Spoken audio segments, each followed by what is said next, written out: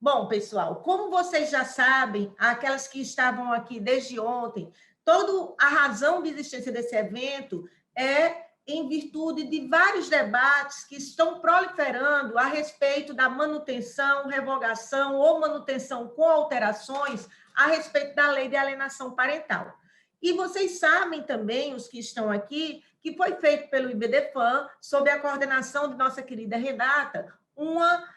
pesquisa, e dentro dessa pesquisa existem questionamentos que foram, vamos dizer assim, respondidos por todas aquelas pessoas que são associados e associadas do IBDFAM. Sendo assim, na pergunta de número 14 da pesquisa, nós temos a seguinte indagação. Em sua opinião, a lei de alienação parental protege a isonomia do exercício do poder familiar?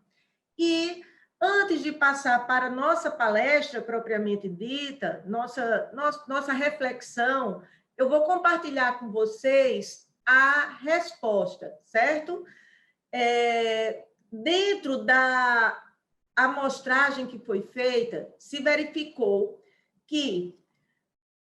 73,60% dos participantes compreendem que a lei protege a isonomia no exercício do poder familiar, enquanto que 18,68% disse que não, que é indiferente, e 7,70% não tiveram ou se manifestaram dizendo que ainda não tinha, a respeito desse tema, uma convicção firmada.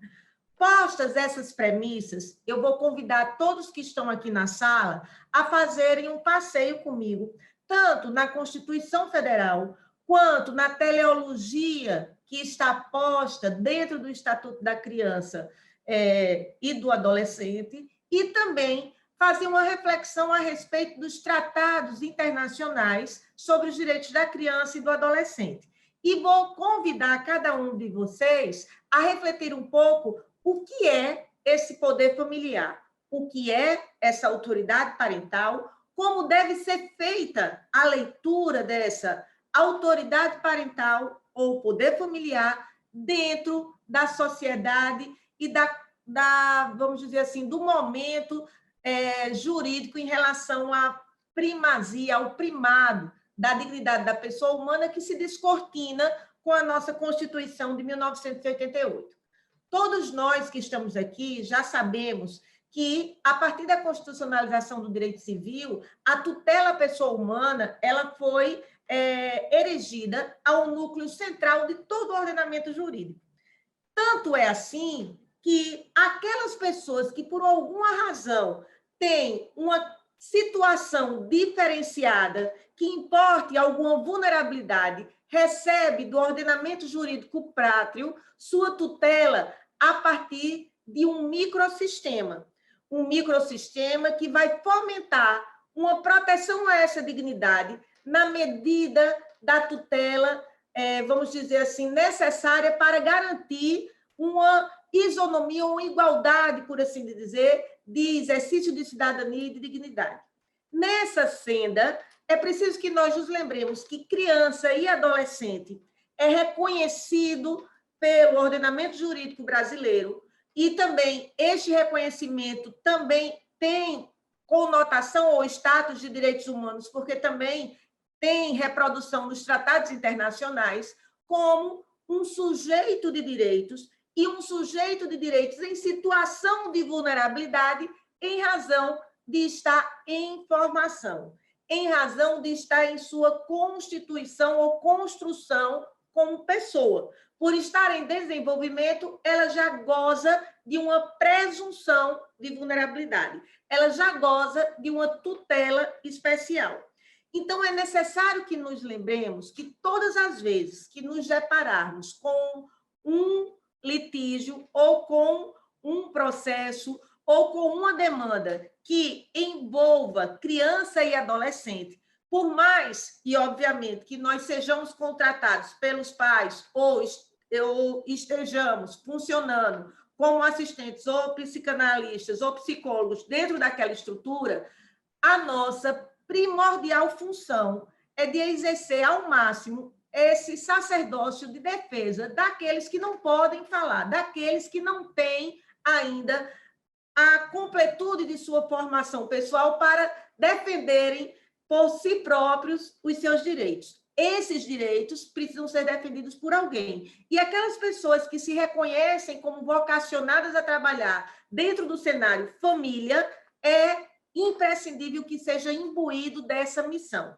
Dito isto, a gente vai dizer a vocês que a lei de alienação parental, sem dúvida, nós não temos a menor dúvida disso, que, de fato, ela auxilia nesse exercício igualitário ao poder, ao exercício do poder familiar. E é interessante que nós também aproveitemos esse momento, até fazendo reflexão com a própria fala da Adriana, que nos antecedeu, que dentro do cenário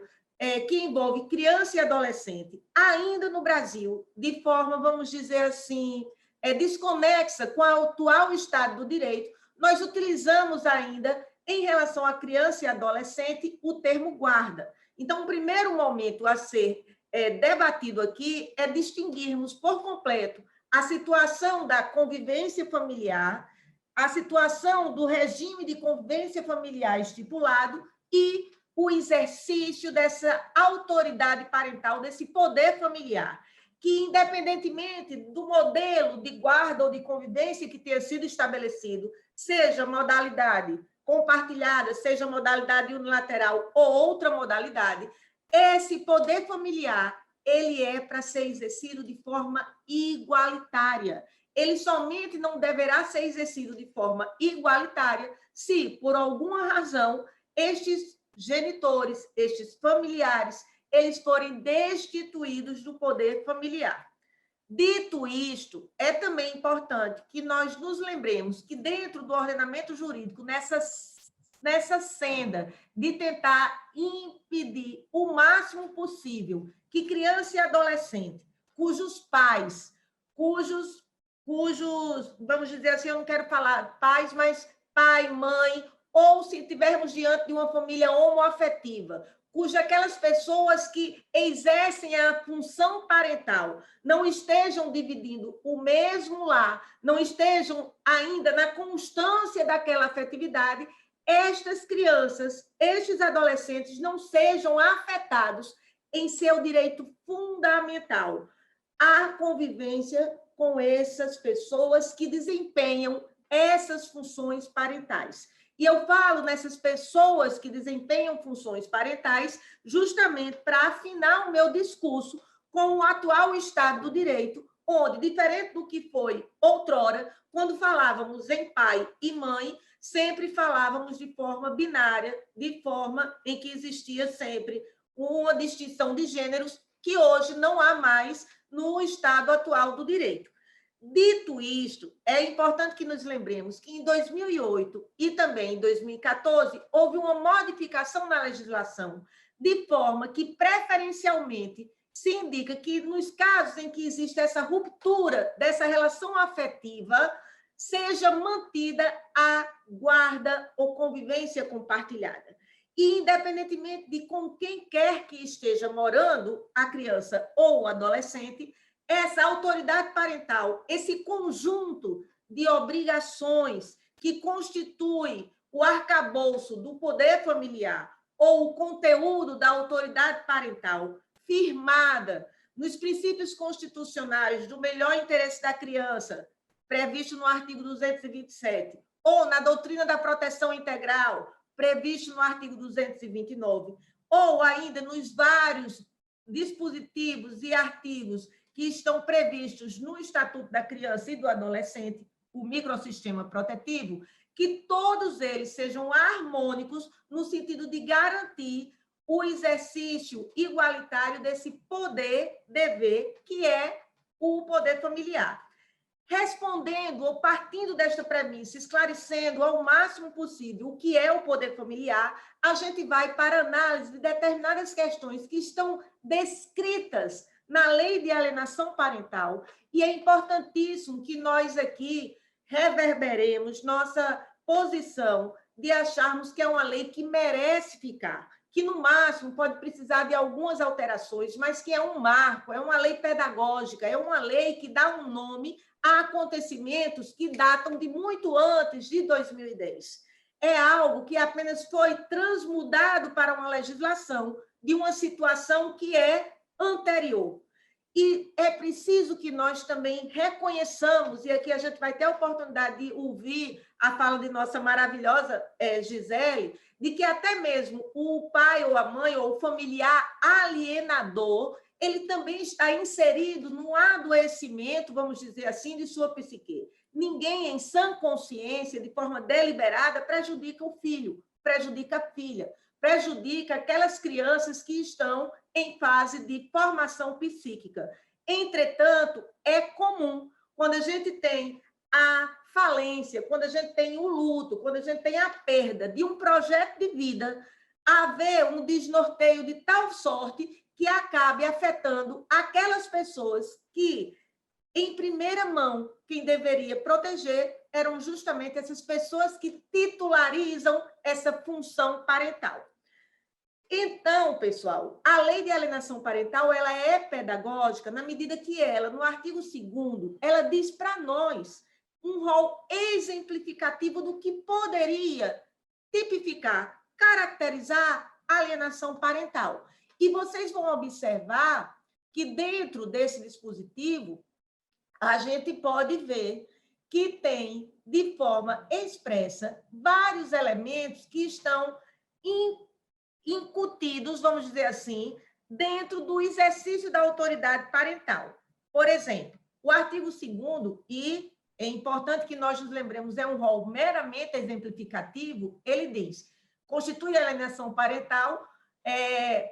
fazer campanhas de desqualificação do desempenho do pai ou da mãe,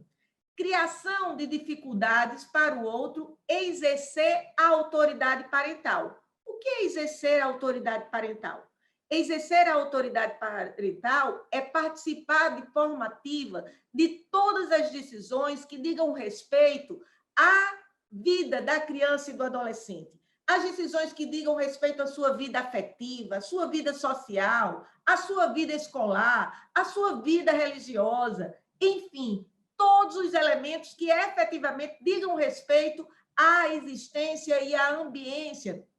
dessa criança e desse adolescente. Criar